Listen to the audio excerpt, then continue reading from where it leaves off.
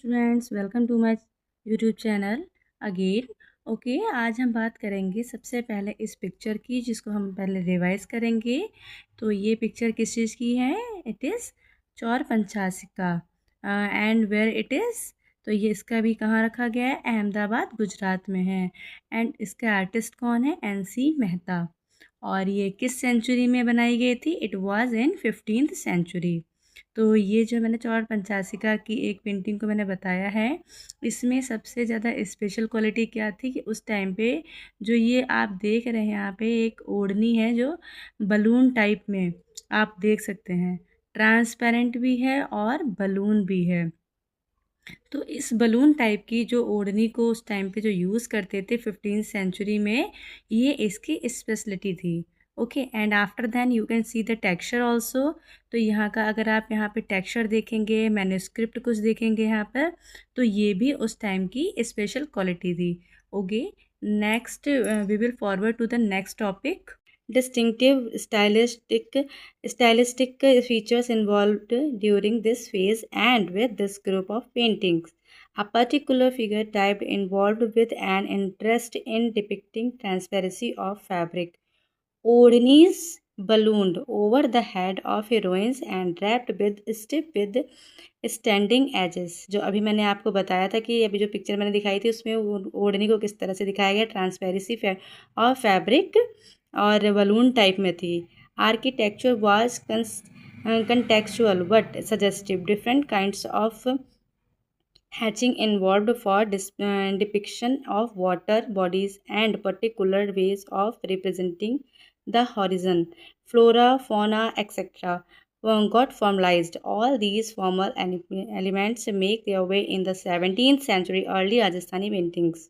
तो यहाँ पर हम बात करेंगे कि जो अर्ली राजस्थानी पेंटिंग जो 17th सेंचुरी की बनती थी, जो मैंने अभी आपको बताया था, ये ओढ़नी इस तरह से ओढ़ी हुई हैं और ये ट्रांसपेरेंसी ऑफ फैब्रिक, यानी उसका फैब्रिक कैसा था? ट्रांसपेरेंट था और इसका टेक्सचर बिल्कुल एकदम सॉफ्ट और कैसा था? बलून टाइप का इसकी शेप होती थी। एंड आप अगर देखेंगे यहाँ पे कुछ फ्लोरा टाइप को यहाँ पे टेक्सचर भी दिया गया है, ये देख सकते हैं आप, और फोना को भी यूज़ करते हैं। With several regions in the north, east and west coming under the rule of Sultanate dynasty from Central Asia after the late 12th century. Another strand of influence, Persian, Turkish and Afghan, percolated in the mainland and appeared in the paintings patronized by the sultanates of Malwa, Gujarat, Jaunpur and such as other centers. With few centers, Asian artists in these courts working with local artists and intermingling of Persian features and indigenous style led to the emergence of another style that is referred to the Sultanate school of painting. Okay, तो यहाँ पर जो मैंने अभी बताया था आपको, कुछ पेंटिंग्स का मिक्स भी हुआ था, जस्ट लाइक पर्शियन, तुर्की एंड अफगान। तो आफ्टर द 12th सेंचुरी के बाद क्या हुआ है, यहाँ पर कुछ देसी स्टाइल जो मैंने आपको बताया था, इंडिजिनस स्टाइल को भी यूज़ किया है along with the Persian features. कुछ पर्शियन फीचर्स भी यहाँ पर आ गए थे, जो फ्यू सेंट्रल एशियन आर्टिस्ट को उन्होंने कवर करने के लिए काफ़ी इम्प्रेस किया था। This represent more a style than a school that has a hybrid Persian influence, जो इसको पर्शियन इन्फ्लुएंस का प्रभाव काफ़ी डालता है। Indigenous pictorial style which is an interesting coming up together of indigenous features as described earlier and Persian elements such as the color palette, physiognomy, simplified landscape with decorative details. And I would like to ask about the physiognomy. Physiognomy क्या होता है? जो face और figure बनाने का जो तरीका होता है उसको हम फिजिकनॉमी कहते हैं। Okay, Nimat Nama book of delicacies, the most representative example of the school, was painted at Mandu during the reign of Nazir Shah Khalji 1500 to 1510 CE. It is a book of recipes with a section on hunting and also has methods for preparation of medicines, cosmetics, perfumes and direction on their use. Stories with understood of Sufi ideas were also gaining favor, and Lord Chand paintings are examples of Chand. Here I am going to show you this picture. ये picture जो है ये निमात नामा mandu की बनी हुई है। Okay, तो इसको ये किस सेंचुरी में बनाई गई थी? 1550 में। तो इसका जो ये कहाँ है अभी? ये ब्रिटिश लाइब्रेरी लंदन में रखी गई है। ओके, तो ये निमातनामा जो है एक बहुत ही फेमस बुक है, जिसको पर्शियन में अगर आप देखेंगे यहाँ पे कुछ जो मैन्युस्क्रिप्ट लिखा हुआ है ये अरेबिक लिखा हुआ है। आफ्टर देन ये काफ़ी फेमस पेंटिंग है। Okay, the next topic is Pal school of painting. Like the Jain text and paintings, the illustrated manuscript of the Pals of Eastern India also form the earliest examples of paintings from the 11th and 12th century. Pal of paintings from the 11th and 12th centuries, Pal period 750 century to the mid 12th century, saw the last great phase of Buddhist art in India. तो अगर पाल school की बात करते हैं, हम पाल school of painting की बात करते हैं, तो जो बुद्ध का जो लास्ट ग्रेट फेज था उस टाइम की सबसे बेस्ट पेंटिंग होती थी, जो ईस्टर्न इंडिया में सबसे ज़्यादा चली। जस्ट लाइक बिहार बंगाल के एरिया में इसको किस पर बनाया जाता था? इसको पाम लीव्स पर बनाया था। किस पे बनाया जाता था? पाम लीव्स पे सबसे ज़्यादा इसको बनाया जाता था। After then monasteries such as Nalanda and Vikramshila was the great centers of Buddhist learning and art, and numerous manuscripts were illustrated here with the Buddhist themes and images of Vajrayana Buddhist deities on palm leaves। जो यहाँ पर अगर आप देखेंगे Nalanda and Vikramshila जो है वो IITs जो यहाँ से निकलते हैं बहुत सारे, अगर आप देखेंगे तो बुद्धिस्ट लर्निंग उनका मेथड होता है। And you will see the numerous manuscripts also that were illustrated here. तो अगर आप देखेंगे यहाँ पे वज्रयान बुद्धिस्ट का भी है, जिसको किस पे बनाया गया है? It was on palm leaves. These centers also had workshops for casting the bronze image। तो मतलब यहाँ पर अगर हम देखेंगे द लास्ट पेंटिंग जो टेक्निक है उसको किस किस टेक्निक से बनाया गया? ब्रॉन्ज प्लस टिंक, इस यानी कि इसको किसके स्टैचू से बनाया जाता था। After the students and pilgrims from all over south east Asia came to these monasteries and for education and religious instruction, and took back specimens of Pal Buddhist art in the form of bronze and illustration manuscript। जो पाल period होता था ना, वो Buddhist की knowledge hub उसको हम बोलते हैं। क्या बोलते हैं? बुद्धिस्ट का नॉलेज हब। यहाँ लोग बुद्धिस्ट स्क्रिप्ट पढ़ने, मेडिटेशन करने, गुरुओं से स्पिरिचुअल गाइडेंस लेने आते थे।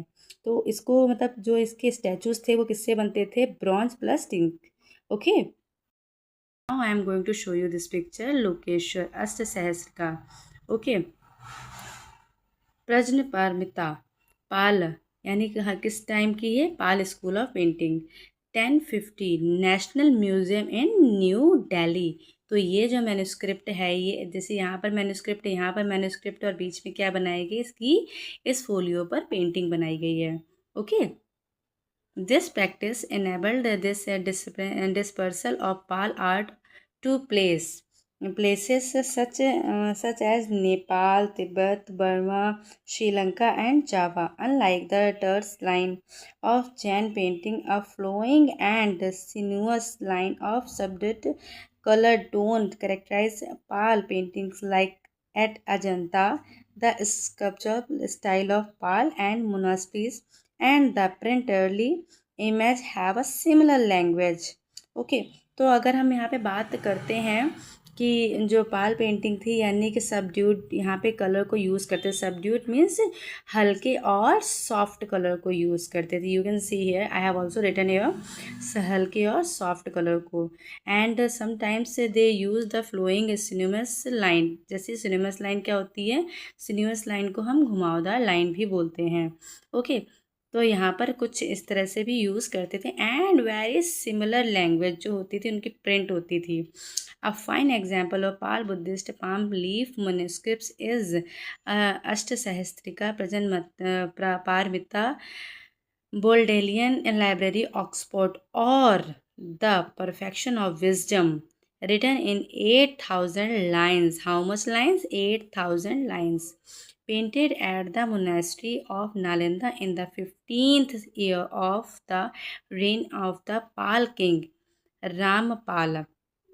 In the last quarter of the 11th century, it has 6 pages of illustration and wooden covers painted on the both sides. Pal dynasty weakened with the coming of Muslim invaders. Pal art came to an end to the first half of the 13th century when the Muslim invaders attacked the cause destruction of the monasteries. तो अभी अगर हम बात करते हैं कि यहाँ पे जो पाल सेंचुरी थी that was the best, but यहाँ पर कैसे कैसे कलर्स को यूज़ किया था, सबड्यूड कलर को यूज़ करते थे, दैट वाज हल्के सॉफ्ट कलर। जस्ट लाइक उसमें कौन से कलर होते थे, मोस्ट ऑफ द कलर्स में ब्राउन यूज़ करते थे, गोल्ड यूज़ करते थे। ना ज़्यादा डार्क होता था उसमें कलर, ना ही ज़्यादा मतलब ऐसे कोई ज़्यादा डार्क टोन किसी चीज़ को यूज़ नहीं करते थे, कोई डार्क कलर नहीं, कोई डार्क टोन नहीं। ये जो 15th सेंचुरी थी and 1085 to 1100 century, that was the best era after the first half of the 13th century के हाफ में यानी कि 1200 से 1250 सेंचुरी के आसपास जो पाल आर्ट क्या हो गया था, वो ख़त्म हो गया था कम्प्लीटली, उसका एंड हो गया था। जस्ट बिकॉज मोहम्मद बिन बख्तियार खिलजी, जब मोहम्मद बिन बख्तियार खिलजी आया था, इसने नालंदा को जला दिया। जब जला दिया तो क्या हुआ, यहाँ पे जितनी भी मैन्यूस्क्रिप्ट्स हमारे जो इंडियन ट्रेजर था वो पूरा ख़त्म हो गया, पूरा जल गया। तो क्या हुआ, उसके after the coming of Muslim invaders, तो मुस्लिम इन्वेडर्स जब आए तो उन्होंने क्या किया, हमारी जो इंडियन जो इंडिजिनस स्टाइल था, देसी स्टाइल था, उसको भी पूरा फिनिश कर दिया। After then they attacked on India और उन्होंने अपना पूरा इम्प्रेशन यहाँ पे दिखाया। आफ्टर देन उन्होंने बाहर से जितने भी पेंटर्स थे अपने, वो उसको दिखाया और उसके बाद जितना भी यहाँ की जो पाल की पेंटिंग्स थी वो पाल पेंटिंग उसको पूरा एंड कर दिया। Okay, now I am going to end this chapter 1।